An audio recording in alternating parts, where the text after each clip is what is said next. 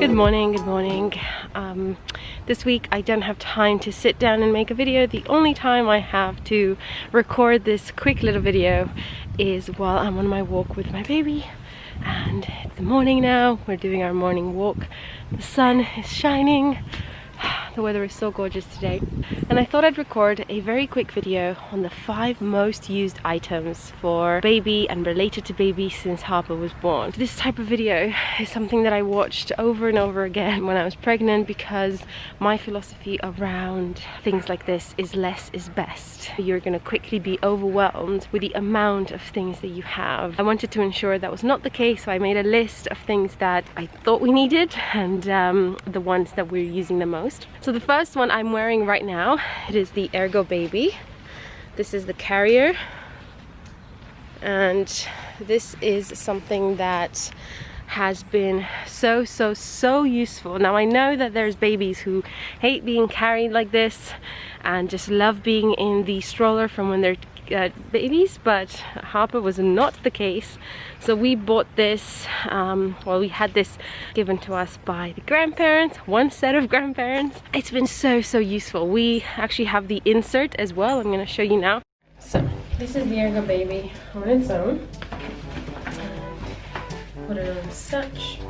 At the moment it doesn't have an insert. The insert would go inside of here. And it obviously straps on. Yep. So it's in there.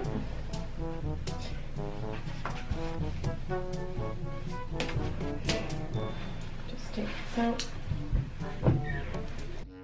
And you can buy this insert, this additional insert, for when the baby's really tiny, and that was very helpful. And we actually only removed this insert maybe about 3 weeks ago.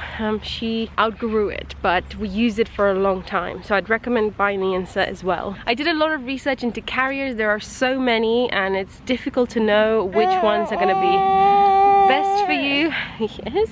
You know, there's such things as sling libraries where you can go and check out different slings to see, try them on, see which one fit you better. So if you have one of those around you, recommend going and checking it out. What do you think? Do you think people should go to the sling library and check them out?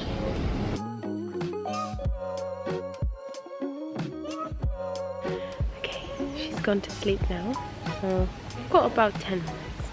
So I wanted to say that we actually used this Ergobaby from when she was 6 days old. So our first trip outside the house was going to the supermarket. I was terrified.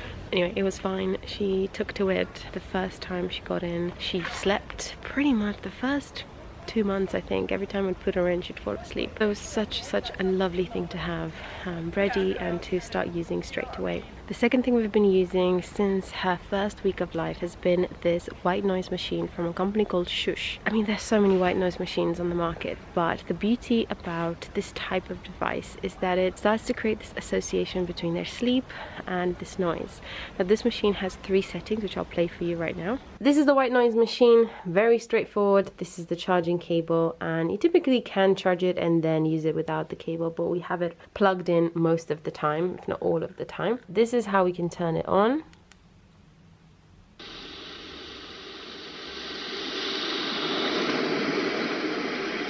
Turn it up, turn it down, and then change the sound.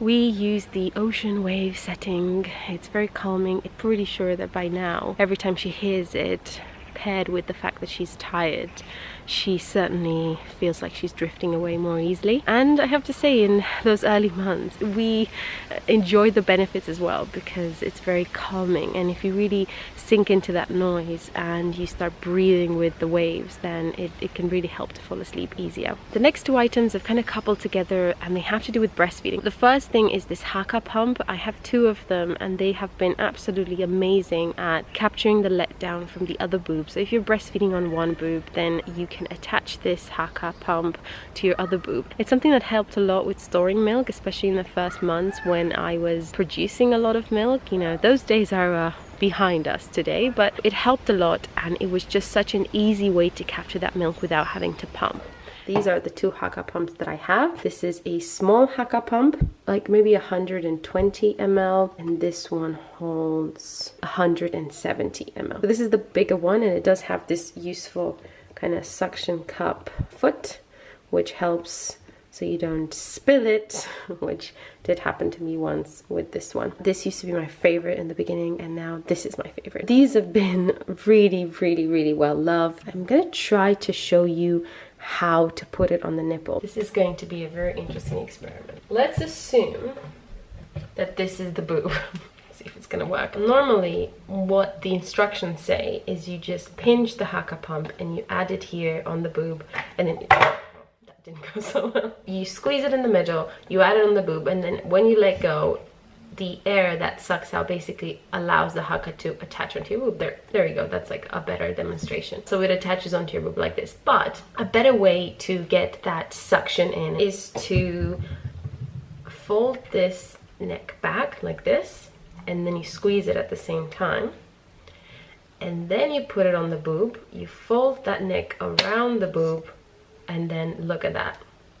See how much better that is. The idea is that as you are breastfeeding on one boob, this is perfectly securely attached onto the other boob, and so this is collecting all of that let down, and this is what I put on every single morning when I breastfeed her. This is what I got out this morning. It was like 50 ml. I usually get between 50 and 60 ml every single morning without having to do absolutely anything. Now, speaking of pumping, and I do have a video where I talk about delivering a Zoom workshop with a baby and how to make sure that I had the opportunity and the freedom to deliver that workshop was by having milk in the fridge. To do that, I pumped, and I used this manual pump by Medela. And this is a very easy to use breast pump. The whole system, actually, with the bottles and the breast pump, it all is very straightforward and very easy to use. The manual pump, which is this one here, this little contraption, all of these parts are removable, and you are supposed to remove them to be able to clean everything. 6 moving parts. This just attaches onto a bottle. It's literally just a case of attaching this onto the boob, and then very importantly, holding on to this part, not to the bottle, when you pump. So you're supposed to hold it like this when you pump, and just making sure that it is very tightly attached onto the boob, because you don't want to hurt your nipple as you are manually pumping. I mean, on this topic, a side note around the nipples to use. So we tried 3 different nipples for her. This is a nipple from a company called Mom. It's a slow flow nipple. I wouldn't say she doesn't like this, but it definitely isn't our favorite. Now this is the super fancy medela nipple that's supposed to emulate what a real nipple looks like. This was not a fave. This is how it comes protected, and it does basically screw in one of these bottles, which I'll show you in a second. She really needs to work quite hard to be able to get milk out of this. We used it for a bit. It's too complicated. Alright, the one we ended up using is this very simple nipple from Medela, and these nipples are detachable. Here we've got 4 or 5 of these. Pop in behind this lid, and what you do with this is you screw it onto a bottle. So this is a bottle that we gave her earlier. Now you do have this very handy lid as well, which you can attach, say if you're taking this bottle out and you need to protect it. What else to show you? These, as you can see, there's a little hole in the middle of these caps, and this is protected by this little piece of plastic, which makes that really satisfying click sound. So these caps you put on top of the bottle, and then this is how I store my milk. We have introduced the bottle around 6 weeks, 6 to 7 weeks, so really early on. So now she's perfectly comfortable drinking from the bottle and from the breast, which is super easy, life-changing. You know, she can be fed by my husband, by pretty much anyone. In terms of cleanliness, for all of these things, we boil them in, you know, we start with cold water and boil them in a, let me show you now, a regular old pot. Before you pop them in the pot to boil them, you want to just rinse them with some soap and water, warm water, because breast milk is actually quite fatty. ratty, and to be able to clean that off, you just want to rinse it with some soapy water. We start with cold water, we submerge all of the items in water, and then you just bring it to boil, and then you boil it for 5 minutes. So I used this morning. If I wanted to reuse it again today before the end of the day, I would just rinse it with warm water and soap, dry it a little bit, and then just use it straight away in the same 24-hour period. The idea is that you just want to boil them at least once a day. Just a few other accessories. This is a stand, and this is very helpful as well to put the bottle in so it doesn't tip over, or you put the breast pump with the bottle in this little stand, and it comes with it, which is very helpful. And another little accessory is this stopper. This stopper works for the Haaka pump. So this one, I told you, doesn't have the leg to prevent any spillover, so this just helps with that. And again, this is an accessory that I believe you can purchase separately, or maybe it comes with a small one, I'm not sure. And it's the same size for the big one as well. Now, again, on the topic of breastfeeding, another object that I resisted for a long time buying, but when I did buy it, it was such a game changer, is this nursing pillow. It's something that we bought, I think, about 2 months in. I didn't want to get it because I thought it was just another thing that we would have, and then what do you do with it and whatnot. But I had such terrible backache from nursing, and I really just gave in, and I said, okay.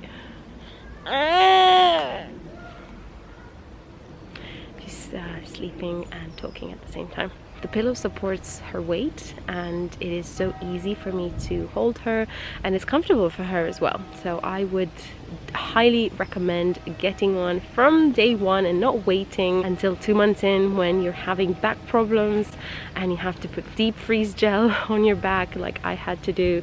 It was very, very painful. Oh, the sun is so pretty. Look at the light. This is the boppy pillow. Nothing very exciting about a grey pillow, but this is a lifesaver, and it does come with another cover. This is washable. You can remove this cover using the zipper, and we have another cover with bunnies on it. Really, really helpful. I wish I didn't resist buying it for 2 months. And finally, and I think this is probably something that's perhaps very obvious that you need to have, but I just want to mention it because if you're considering not having it or thinking you could do without, like our parents used to do, having a changing table is so helpful. We got this changing table, used changing table from eBay, and then we refinished it, and it's, you know, looks like brand new. It has been so helpful. It is one of the most used items in the house. I don't know how much longer we're going to use it now. She's 9 months old. She rolls on the table every time we change her, so it's harder and harder to put a diaper on her. I'm gonna quickly go through our own changing table and show you a couple of items within there that we couldn't live without. So what do we have here? The top comes with a mattress. I usually don't have it bare because, well, it's cold and unpleasant, so I use some of these white muslin cloths, and I put one of this here. And then it's also just helpful to have it on if she pees or we have any accidents. Creams. Calendula cream. It's seen better days because she chews on it, but this is calendula cream.